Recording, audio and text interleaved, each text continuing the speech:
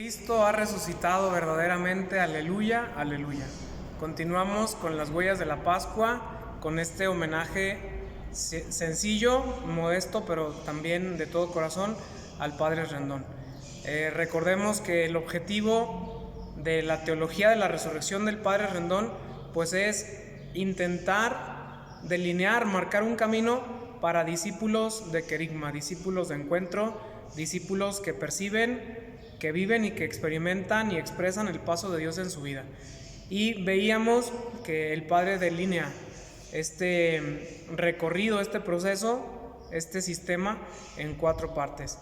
El día de ayer veíamos la primera parte, que era la noción de resurrección, y concluíamos que la resurrección no se debe entender desde una perspectiva filosófica.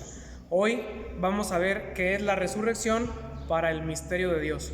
Para el misterio de Dios trinitario, porque muchas veces nosotros podemos pensar que la resurrección es de Jesucristo, es algo cristológico, y no, es un acontecimiento, de hecho, el más importante de los acontecimientos trinitarios junto con la encarnación. La resurrección es participación de la Trinidad. El Padre Rendón, para hacernos caer en la cuenta de que la resurrección importa al misterio de Dios trinitario, nos pide que abordemos de nueva cuenta esos verbos griegos que están de fondo en el Nuevo Testamento, el egeiro y el anistemi, porque son verbos que reflejan verdaderamente esa pasividad del Hijo dejándose en la acción divina del Padre por el Espíritu. Y ahora sí que profundizando esto, aplicándolo también a las palabras del Padre, pues la resurrección a nosotros tiene que ser un acontecimiento analógico, es decir, un acontecimiento que nuestras mismas palabras se quedan cortas para expresarlo. La analogía es precisamente esa afirmación racional, intelectual, volitiva, que en el fondo intenta describir algo que excede al conocimiento humano, que está muchísimo más allá. Analogía es siempre el lenguaje que debemos utilizar para hablar de la resurrección. Y es un acontecimiento, como dice el Padre, escatológico. Es decir, un acontecimiento que vamos a poder percibir con toda claridad al final de los tiempos, pero no por eso es un acontecimiento que vaya a ser vislumbrado en el futuro. Al contrario, es un acontecimiento que, aunque en el futuro lo vamos a ver claramente, aquí y ahora, en el presente, ya podemos ver su influjo, su relación con nosotros, porque el resucitado es, como lo hemos definido muchas veces, el que mueve, el que guía, el que alegra a la iglesia por el don de su Espíritu. Entonces, clarificar desde aquí, la resurrección para el misterio de Dios trinitario no significa ni siquiera volver a una vida biológica, ni el revivir de un cadáver, ni el ascender de un alma al cielo. La resurrección es algo más, es algo que ahora sí se queda única y exclusivamente dentro del misterio de la Trinidad en su total comprensión. Pero no por ello no podemos nosotros decir alguna palabra a tientas sobre este gran misterio. Dice el Padre el Padre Rendón dice que Dios Padre es un Padre que no solamente dice palabras, sino que también las hace. Su palabra es creadora y su palabra manifiesta la cercanía, la guía, la implicación, la orientación de este Padre con su pueblo. Invita al Padre a fijarnos de una manera concreta en una síntesis, podemos decirlo así, de las lecturas que año con año escuchamos el Sábado de Gloria. El Sábado de Gloria, como bien sabemos, escuchamos muchas lecturas a lo largo de esa parte dedicada a la palabra dentro de la vigilia pascual. 7 lecturas que culminan con un evangelio.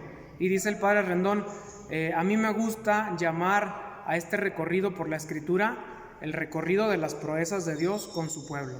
Dios hace proezas. La primera gran proeza de Dios, la creación. Por eso comenzamos leyendo el libro del Génesis. Y después está el libro del Éxodo, Dios sale con nosotros, Dios nos acompaña. Después, libros en referencia a la monarquía, Dios nos da personajes, personas que nos orientan, nunca nos ha dejado solos. Dios nos pone a hombres religiosos que orientan nuestra vida. Y la última gran hazaña, la última gran proeza de Dios Padre para con nosotros es la resurrección. Por eso que todo ese recorrido de lecturas culmina con un evangelio que habla de resurrección. El Padre por medio del Espíritu. Recordemos también que desde el Génesis hasta la resurrección, el Espíritu es el don del Padre. El Espíritu, dice el Génesis, se cernía al principio de la creación y fue ordenando ese caos informe. El Espíritu siempre fue el don del Padre.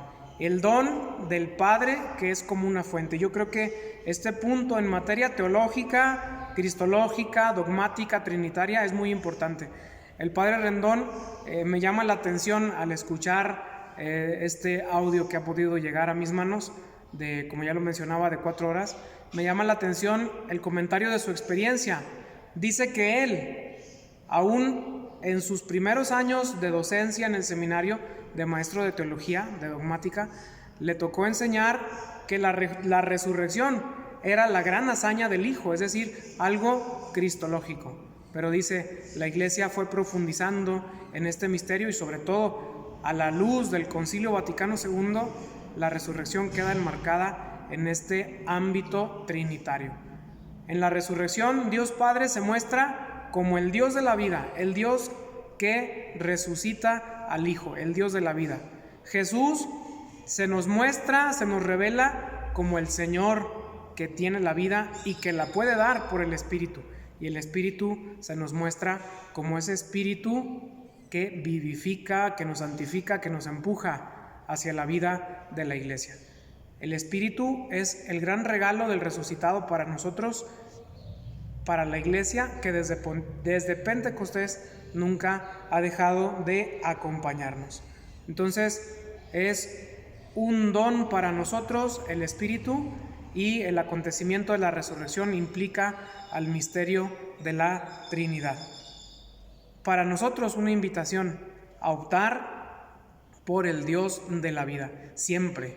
El Dios de la vida que resucitó a Jesús de entre los muertos también nos puede vivificar constantemente por su Espíritu y con la compañía de su Hijo.